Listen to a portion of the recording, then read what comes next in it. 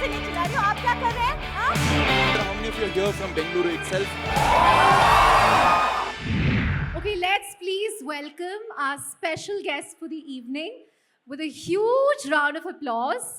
Akineni Naga Chaitanya, actor and entrepreneur.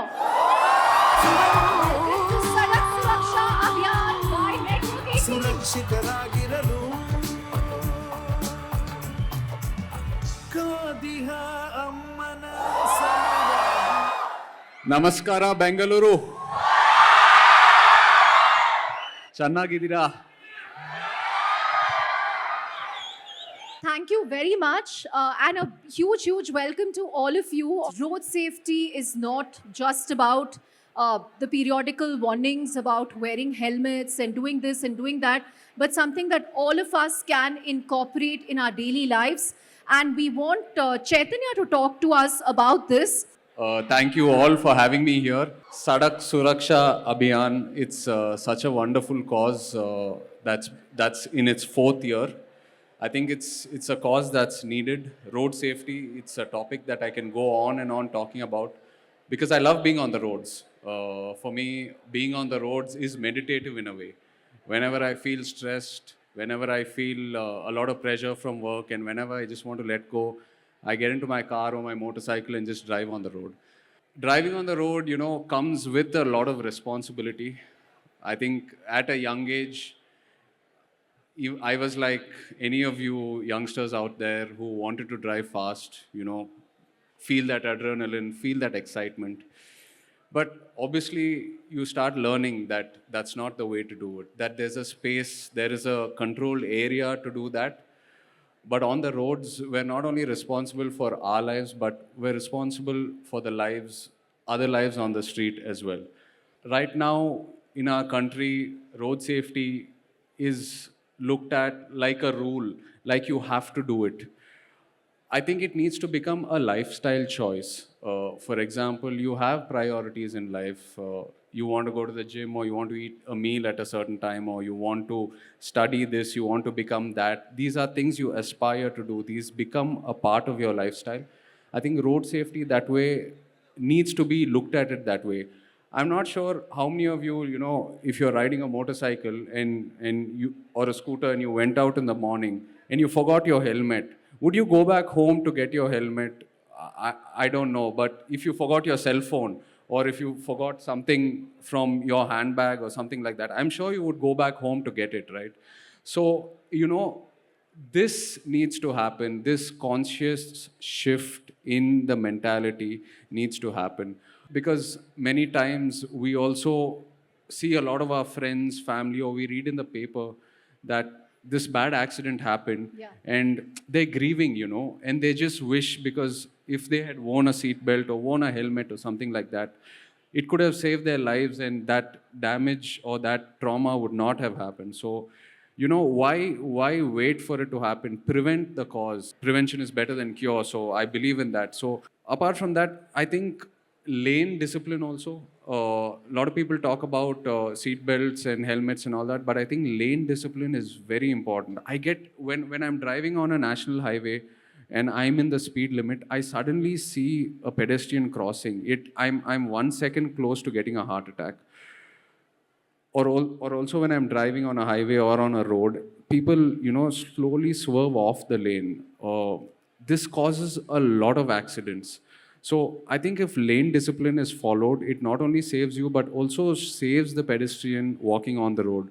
You have gone beyond acting. You have your own cloud kitchen brands. You also own a racing team in Hyderabad.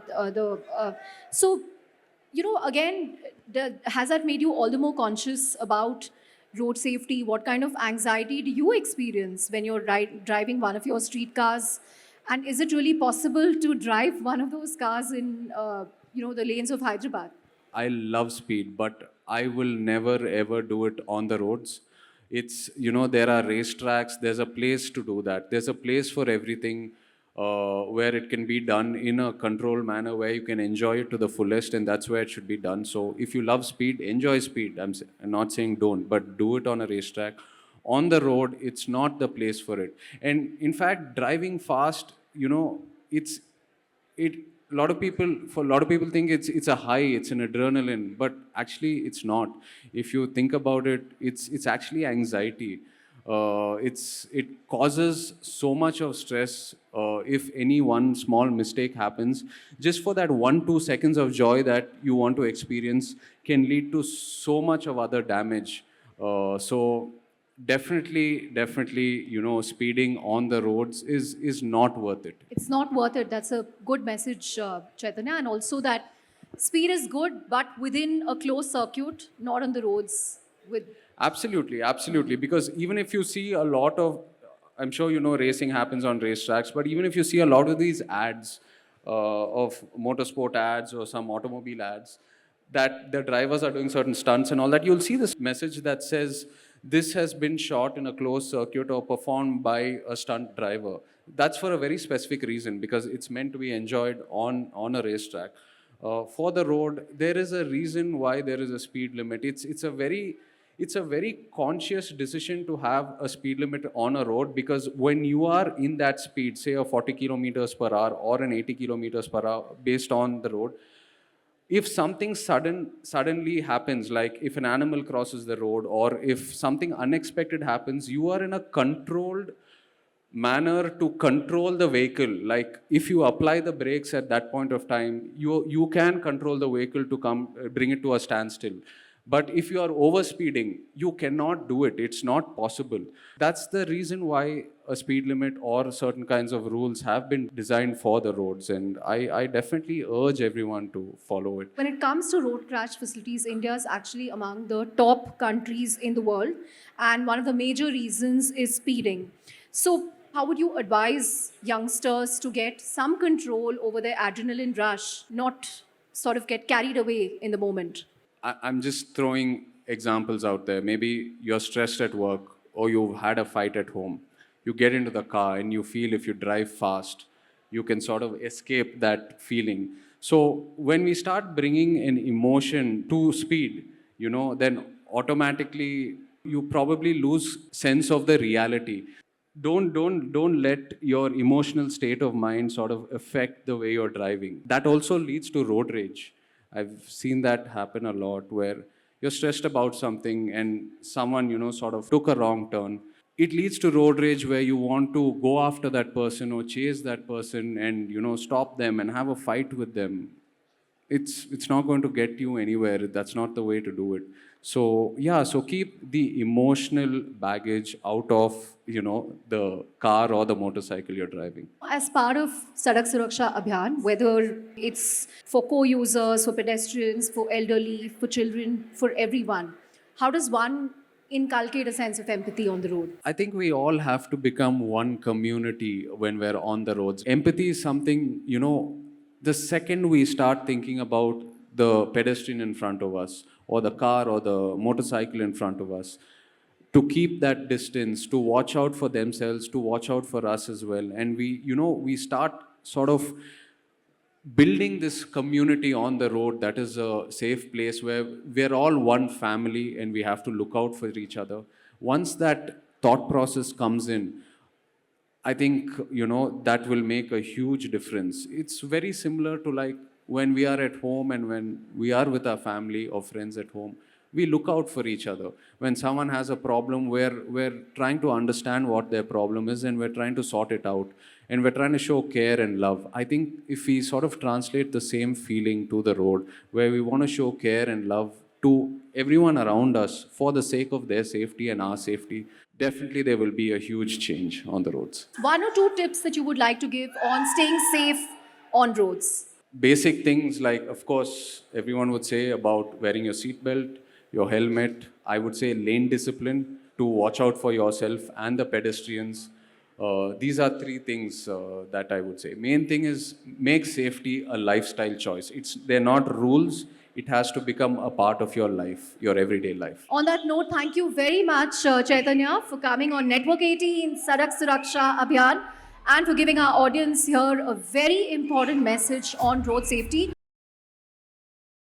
ಇದು ಮನಕ್ಕಾಗಿ ಜೀವನಕ್ಕಾಗಿ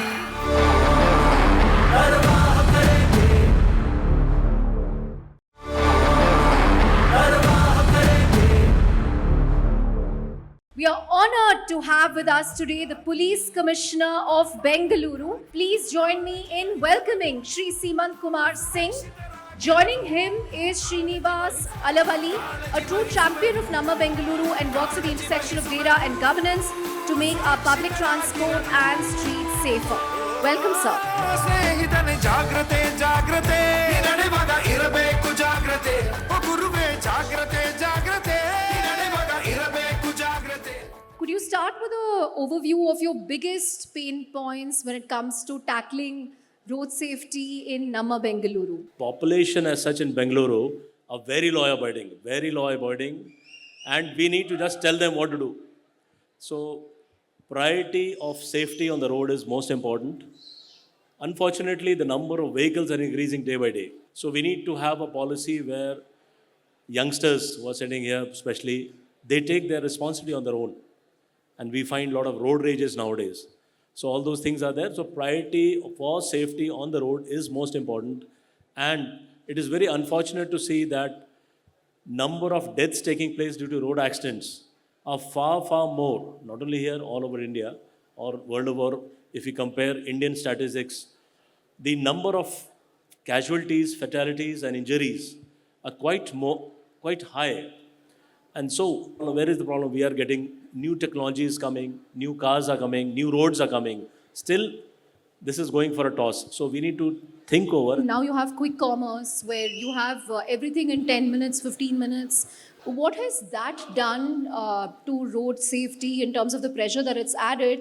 Because these are mainly electric rental scooters without number plates. What measures are you taking to tackle this?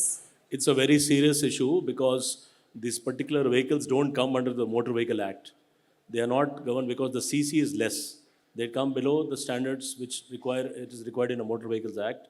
So we have taken up this issue with the Motor Vehicle Transport Department, and we have found out ways, and we have had series of meeting with the gig workers, because most of you must have seen that they go against the way, they go on the footpaths, they go without helmets. So these are the issues which is a challenge. That's what I told you. Bangalore is full of such challenges. So we have found a way out. What we are doing, the gig workers are the workers who are using these vehicles. But for whom? It is for these companies.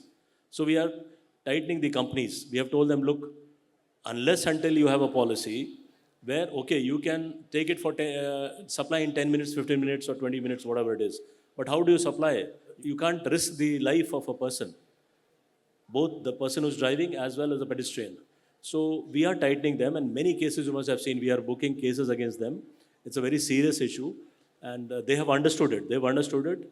We are now in talk with the Transport Department to change the regulations, the standards, and so that they also come under the ambit of the Motor Vehicle Act. Mr. Srinivas, if I can come to you, the Greater Bengaluru Authority and WRI, your institute, you're working on Suraksha 75, a road safety and junction revamp initiative for major intersections. What's the current status of this project? The road safety has become a big challenge in Bengaluru. Almost every other day, we lose a pedestrian in our city. The number of pedestrian deaths are very high.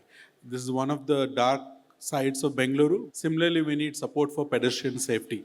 When everyone gets on that, then good things will happen.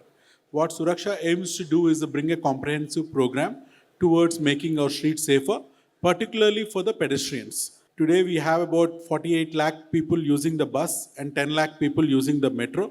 They are all pedestrians. Other than the bus and metro users, also we have lakhs of pedestrians. So how do you make the street safer for pedestrians?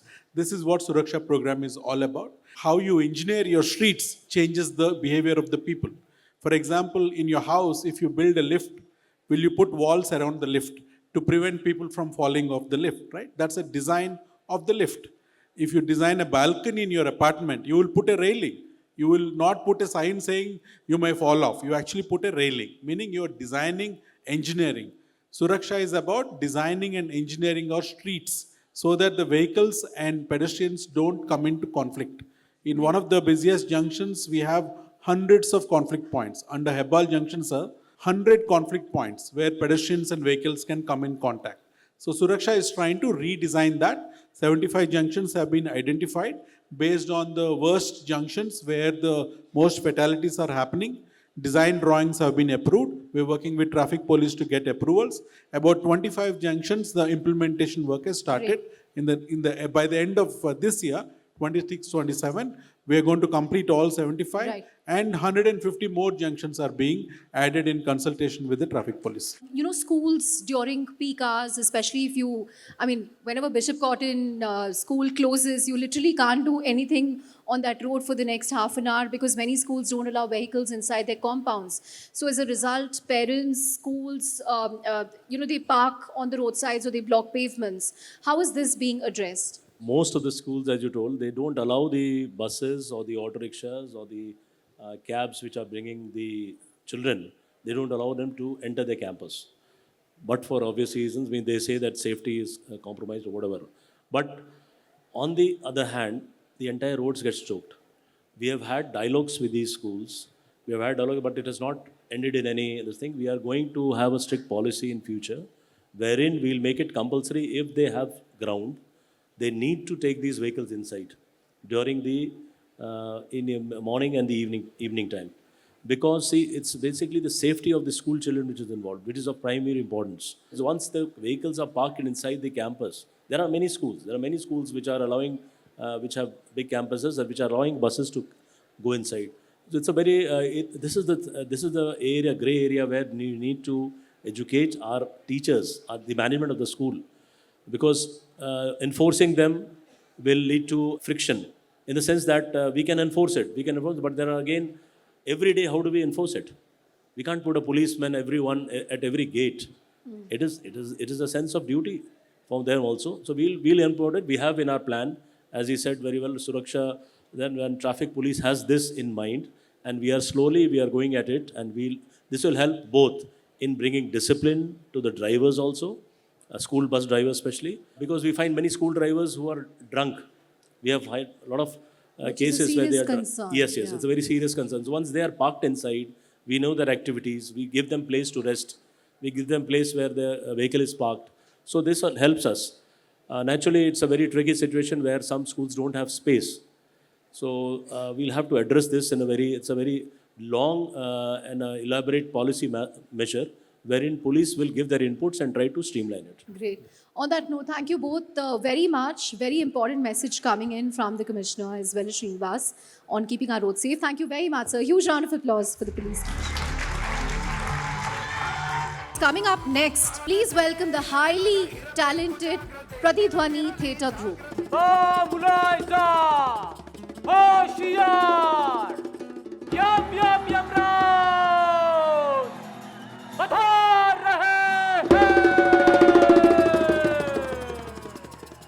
Yamraj, problem आप नहीं है, problem तो ये है, ये धरती वाले लोग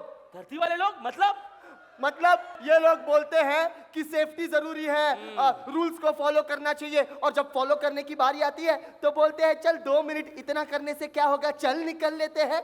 मतलब मुझे धरती पर जाना ही होगा। जी यमराज, आपको सबसे पहले धरती पर जाकर, and specially the silicon valley of India, नम बेंगलुरु, आपको जाकर एक ऐसा कैंडिडेट ढूंढना है जो इस कर्तव्य बैंड का हकदार हो।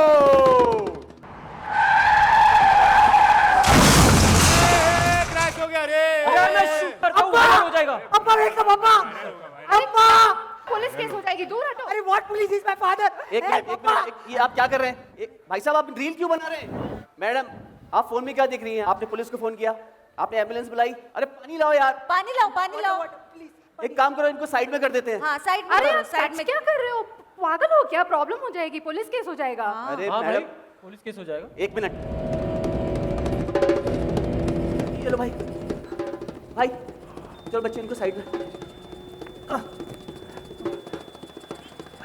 यमराज, हाँ, ये तो अपनी जान पे रिस्क ले रहा है। नहीं, रिस्क नहीं ले रहा है, ये अपना कर्तव्य निभा रहा है। मैडम, पुलिस से डर लग रहा है? इंडिया में गुड समैरिटन लॉ है, जिसके तहत अगर कोई इंसान किसी दूसरे इंसान की रास्ते चलते मदद करता है, उसकी जान बचाने में, हॉस्पिटल लेके जाता है, तो पुलिस उसको बेवजह परेशान नहीं कर सकती। हमारी गवर्नमेंट ने तो राहवीर नाम की स्कीम चलाई हुई है, जिसके तहत ऐसा अच्छा काम करने वाले को गवर्नमेंट 25,000 रुपए तक का इनाम दे सकती है। हमें कोई बात उसकी मदद करनी चाहिए। उसकी मदद कीजिए और प्लीज सॉरी भाई please take him to the hospital. Bro लगता है हमें हकदार मिल गया। कर्तव्य बैंड का हकदार मिल गया। मिल गया। कर्तव्य बैंड इसका ये, शाबाश। We have an electric performance lined up for you, and this is by Bengaluru's own When Chai Met Toast.